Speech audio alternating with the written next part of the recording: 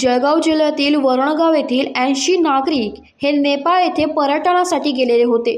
त्यापैकी 40 नागरिकांची बस काठमांडू येथे आज सकाळी 11:30 वाजता दरीत कोसळली आहे। दुःखद बातमी अशी की या दुर्घटनेत 40 जणांपैकी 24 लोकांचा दुर्दैवी मृत्यू झाल्याची बातमी हाती आली आहे। जळगाव जिल्ह्यातील भुसावळ तालुक्यातील वरणगावसह परिसरातील 80 जण नेपाळ दर्शन करण्यासाठी जात असताना काठमांडू शहराच्या जवळ असलेल्या खैरनी नदीमध्ये एक बस कोसळून अनेक जण ठार झाल्याचं सांगितले जात आहे। या सगळ्याच्या बाबत या प्रवाशांना अद्याप अधिकृत माहिती मिळू शकली नसल्याचं, आपले परिजन सुखरूप आहेत का असा प्रश्न या नातेवाईकांना पडलाय।